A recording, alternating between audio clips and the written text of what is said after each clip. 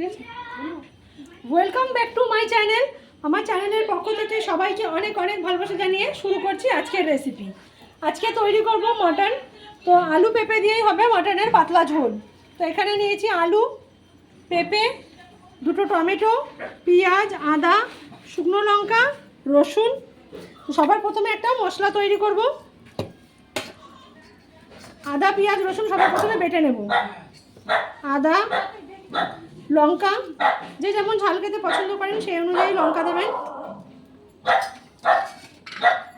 রসুন, একটা বড় রসুন ছুলে নিয়েছি,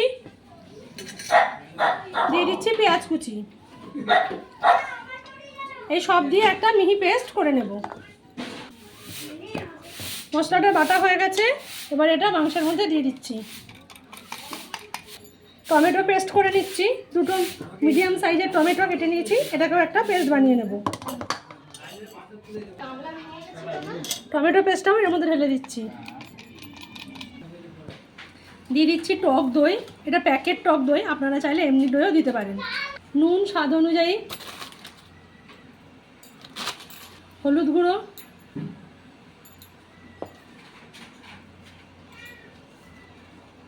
ধনের গুঁড়ো, কাশ্মীরি লঙ্কার গুঁড়ো, জিরের গুঁড়ো, টেস্টের জন্য সামান্য চিনি, সর্ষের তেল। এই সব ভালোভাবে মাংসের সাথে মাখিয়ে নেব।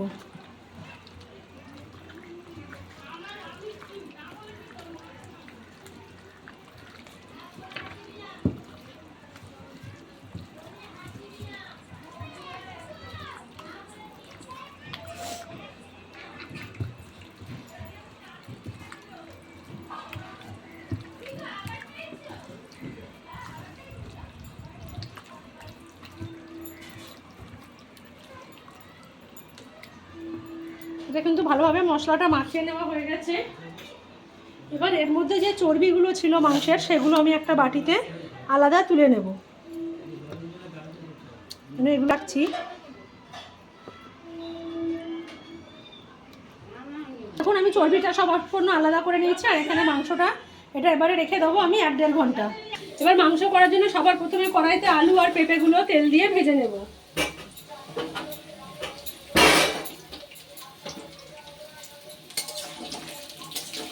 আলু পেঁপেগুলো একটু লাল লাল করে ভেজে নেব। আলু পেঁপে সমস্তটা কিন্তু ভাজা হয়ে গেছে, এবার এগুলোকে তুলে নেব। আলু ভেজে তুলে নিয়েছি, এবার ওই তেলের মধ্যে দিয়ে দিচ্ছি তেজপাতা, দিয়ে দিচ্ছি টুকরো করে নিয়ে।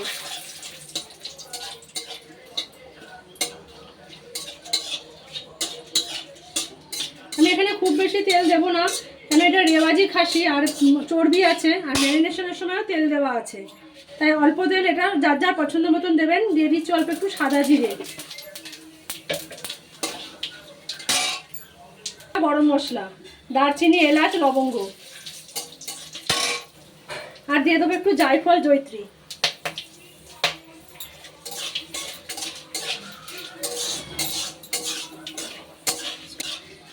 এবার ফোড়ন থেকে একটা খুব সুন্দর গন্ধ বেরোলে ম্যারিনেশন করা মাংসটা এর মধ্যে দিয়ে দেবো।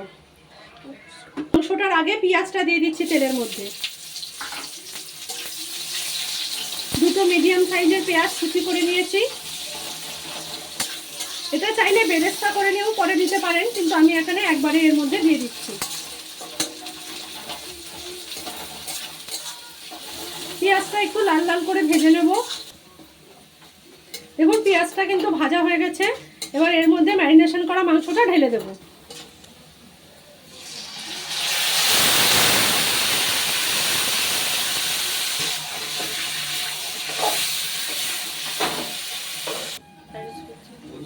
বাটিটা ধুয়ে একটু জল দিয়ে দিলাম।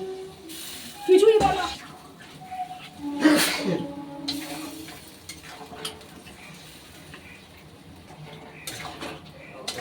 এবার কিন্তু মাংসটাকে খুব ভালোভাবে ঢেকে ঢেকে কষিয়ে নেব।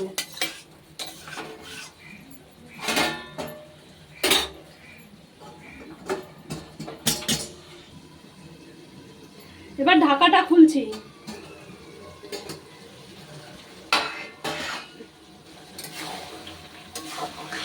দেখুন এটা চারপাশ থেকে ফুটতে শুরু করেছে, এভাবে এটাকে ঢাকা চাপা দিয়ে দিয়ে কষাতে কষাতে কিন্তু মাংসটা অনেকটা সেদ্ধ হয়ে যাবে, আর মাংস আর মশলা থেকে যে জলটা বেরিয়েছে সেটাও কিন্তু সম্পূর্ণটাই শুকিয়ে যাবে। তো এইভাবে ঢাকা দিয়ে দিয়ে কষাবো, আর মাঝে মাঝে ঢাকাটা খুলে আমি নেড়ে দেবো। সেটা আবারও একটা থালা দিয়ে ঢাকা দিয়ে দিচ্ছি। দেখুন মাংসের থেকে কিন্তু যে জলটা বেরিয়েছিল সম্পূর্ণ জলটাই এবারে শুকিয়ে এসছে, মাংস থেকে অল্প অল্প তেল ছাড়তে শুরু করেছে। এবার এর মধ্যে দিয়ে দেবো কিন্তু আগে থেকে ভেজে রাখা আলু আর পেঁপে, আর দিয়ে দেবো যে চর্বিটা আমি মশলা মাখানোর পর তুলে রেখেছিলাম সেটা। এবার এইগুলো সব দিয়ে আরও একটু সময় এটাকে কষাবো।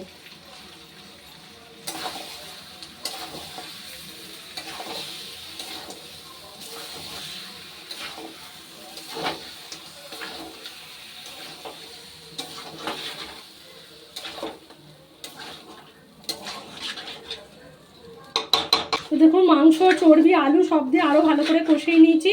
এবার এর মধ্যে দিয়ে দেবো গরম জল। এখানে আমি গরম জল বসিয়ে দিয়েছি গ্যাসে, জলটা গরমও হয়ে গেছে। এই জলটা এবার আমি মাংসতে দেবো।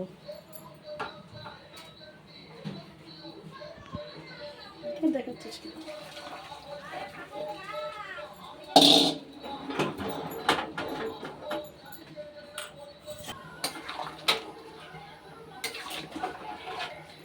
গরম জল দেওয়ার কারণ কিন্তু মাংসটা খুব ভালোভাবে সিদ্ধ হয়ে যাবে। আমি তো এখানে প্রেশার কুকারে দেবো না, তাই গরম জল দিলাম।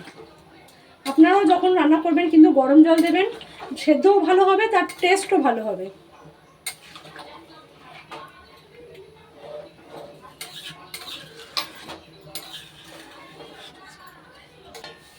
এবার একটা থালা দিয়ে এটাকে ঢাকা দিয়ে দিচ্ছি ভালো করে ফুটে ওঠার জন্য। 5 মিনিট পর ঢাকাটা খুলছি। এবার দেখুন এটা কিভাবে ফুটছে।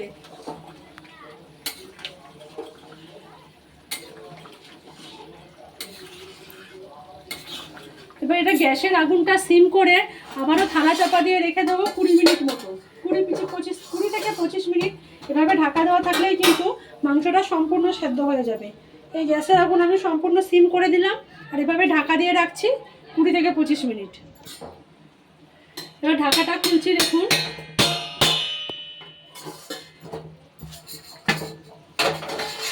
দেখুন এটা চারপাশ থেকে কত সুন্দর তেল ছেড়ে দিয়েছে। মাংসটা কিন্তু সম্পূর্ণ সেদ্ধও হয়ে গেছে। একটা আপনাদের দেখিয়ে দিচ্ছি।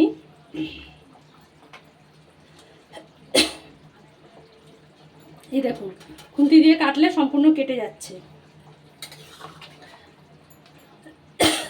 এই দেখুন দু টুকরো হয়ে যাচ্ছে খুন্তি দিয়ে কাটলেই। এবার গ্যাসটা বন্ধ করে দিচ্ছি। আপনারা চাইলে এখানে গরম মশলার গুঁড়োও দিতে পারেন। আমি যেহেতু ফোড়নে গোটা গরম মশলা দিয়েছি তাই আর গরম মশলা দিচ্ছি না।